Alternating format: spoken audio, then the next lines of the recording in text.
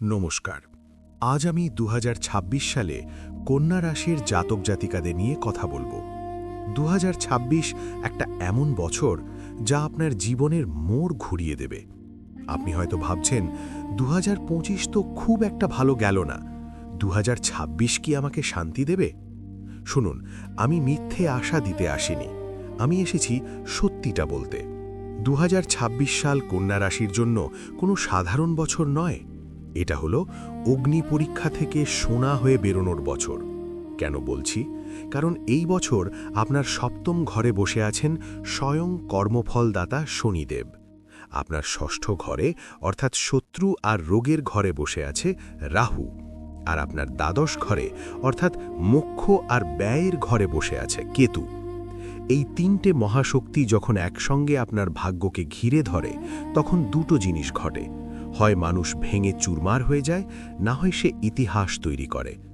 আজকের এই ভিডিওতে আমি আপনার শরীর, আপনার কেরিয়ার, আপনার ভালোবাসা আর আপনার পকেটের টাকা নিয়ে সব বিষয়ে আলোচনা করব। ২০২৬-এ কোথায় আঘাত আসবে আর কোথায় আপনি একটা ভালো জীবনযাপন করতে পারবেন, সবটা আমি আজ বলে দেব। শনিদেব আপনার সপ্তম ঘরে। এর মানে কি? সপ্তম ঘর হলো বিয়ে, ব্যবসা আর পাবলিক ইমেজ। শনি এখানে থাকা মানে সহজ কথায় আপনাকে কেউ ফ্রিতে কিছু দেবে না। প্রতিটা সাফল্যের জন্য আপনাকে দ্বিগুণ খাটতে হবে। কিন্তু শনি এটাও বলছেন, তুই যদি খাটতে পারিস, আমি তোকে এমন উচ্চতায় তুলব যা কেউ স্বপ্নেও ভাবেনি। অন্যদিকে রাহু ষষ্ঠ ঘরে। ষষ্ঠ ঘর হলো গোপন শত্রুর ঘর। ২০২৬-এ আপনার চারপাশে এমন কিছু মানুষ ঘুরবে যারা মুখে বলবে বন্ধু, কিন্তু পেছনে ছুরি মারার জন্য তৈরি থাকবে। অফিসে, ব্যবসায়, এমনকি নিজের পরিবারেও কারোর ওপর অন্ধ বিশ্বাস করবেন না। রাহু আপনাকে শেখাবে কিভাবে সাপের গর্তের পাশে থেকেও নিজেকে বাঁচাতে হয়। আর কেতু বসে আছে দ্বাদশে। এটা হলো স্পিরিচুয়ালিটি বা আধ্যাত্মিকতার ঘর। আপনার মনের ভেতরে একটা অদ্ভুত পরিবর্তন আসবে। টাকার চেয়ে মানসিক শান্তি আপনার কাছে বেশি দামি হয়ে উঠবে। কিন্তু সাবধান, দ্বাদশ ঘর ব্যয়ের ঘরও বটে। হুট করে ভুল সিদ্ধান্তে টাকা বেরিয়ে যেতে পারে। এখন আসি আসল কথায়, টাকা আর কেরিয়ার। ২০২৬ সালটা কন্যা রাশির জন্য কেরিয়ারে একটা রোলার কোস্টার রাইড হতে চলেছে।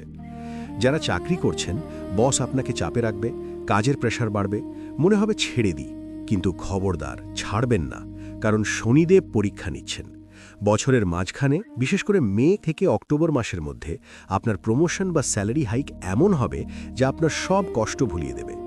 মাল্টিন্যাশনাল কোম্পানিতে যারা কাজ করছেন, তাদের বিদেশ যাওয়ার যোগ প্রবল। যারা ব্যবসা করছেন, সপ্তমপতি শনি সপ্তমে, অর্থাৎ ব্যবসার জন্য এটা স্বর্ণযুগ। কিন্তু শর্ত একটাই, সততা। যদি কাস্টমারকে ঠকান বা ট্যাক্স ফাঁকি দেন, শনিদেব ছাড়বেন না। কিন্তু যদি সততার সাথে ব্যবসা করেন, ২০২৬-এ আপনার ব্যবসা ডবল হবে। পার্টনারশিপ ব্যবসায় একটু সাবধানে থাকবেন, পার্টনারের সাথে ভুল বোঝাবুঝি হতে পারে। অর্থনৈতিক অবস্থা। টাকা আসবে প্রচুর, বিশেষ করে বছরের মধ্যভাগে মে, জুন, জুলাই মাসে বৃহস্পতির কৃপায় আপনার হাতে ভালো লিকুইড মানি আসবে। যারা লোন বা ঋণের জন্য চেষ্টা করছেন, তারা সফল হবেন।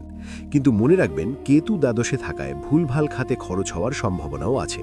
তাই টাকা এলেই সেটা সঠিক জায়গায় ইনভেস্ট করুন। সম্পর্ক, আহা, কন্যা রাশির মানুষেরা ভালোবাসতে জানে, কিন্তু ভালোবাসা পায় কি? ২০২৬ সালটা আপনার সম্পর্কের জন্য একটা বড় ফিল্টার হতে চলেছে। বিবাহিত জীবন। শনি সপ্তমে থাকায় দাম্পত্য জীবনে একটু ঠান্ডা লড়াই চলতে পারে। স্বামী স্ত্রীর মধ্যে ইগো ক্ল্যাশ হতে পারে, মনে হবে ও আমাকে বুঝছে না। কিন্তু এখানে আপনাকে ধৈর্য ধরতে হবে। শনি চায় আপনারা একে অপরের দায়িত্ব নিন, শুধু রোম্যান্স নয়। যদি এই সময়টা পার করে দিতে পারেন, আপনাদের সম্পর্ক পাথরের মতো শক্ত হয়ে যাবে। প্রেম। যারা নতুন প্রেমের খোঁজে আছেন, তাদের জন্য বছরের শেষ ভাগ অক্টোবর, নভেম্বর খুব শুভ। কিন্তু বছরের শুরুতে, বিশেষ করে এপ্রিল মাসে মঙ্গলের প্রভাবে ব্রেকআপ বা ধোঁকা খাওয়ার সম্ভাবনা আছে। তাই হুট করে কাউকে মন দেবেন না, যাচাই করুন। যে মানুষটা আপনার খারাপ সময়ে পাশে থাকবে, সেই আপনার আসল সোলমেট। পরিবার ও বন্ধু। কিছু আত্মীয় বা বন্ধু যাদের আপনি খুব বিশ্বাস করতেন, ২০২৬-এ তাদের আসল রূপ বেরিয়ে আসবে। কষ্ট পাবেন না, আবর্জনা পরিষ্কার হয়ে যাওয়াই ভালো। পরিবারে বয়স্কদের, বিশেষ করে বাবার শরীর নিয়ে একটু চিন্তা থাকবে। শরীর নিয়ে ছেলে খেলা একদম নয়। ষষ্ঠে রাহু থাকার কারণে এমন কিছু রোগ হতে পারে যা চট করে ধরা পড়বে না। পেটের সমস্যা, ইনডাইজেশন আর অ্যালার্জি আপনাকে ভোগাতে পারে। আর একটা কথা আমি খুব জোর দিয়ে বলছি, আগুন এবং বিদ্যুৎ থেকে সাবধান। যারা রান্নাঘরে কাজ করেন বা ইলেকট্রিক নিয়ে কাজ করেন, খুব সতর্ক থাকবেন, বিশেষ করে বছরের শুরুতে এবং শেষে। রাস্তায় বাইক বা গাড়ি চালানোর সময় হিরোগিরি দেখাবেন না। এপ্রিল মাসে মঙ্গলের প্রভাবে ছোটখাটো চোট আঘাত বা রক্তপাতের যোগ আছে। হেলমেট পরুন, সিট বেল্ট বাঁধুন। আর মানসিক স্বাস্থ্য, দ্বাদশে কেতু আপনাকে মাঝে মাঝে ডিপ্রেশনে ফেলে দিতে পারে। মনে হবে সব ছেড়ে পালিয়ে যাই। এই সময় মেডিটেশন বা ধ্যানে বসুন, ওটাই আপনার ওষুধ। এবার আসি নক্ষত্র বিচারে, কারণ রাশি এক হলেও নক্ষত্রভেদে ফল আলাদা হয়। উত্তর ফাল্গুনী, আপনারা রবির নক্ষত্র।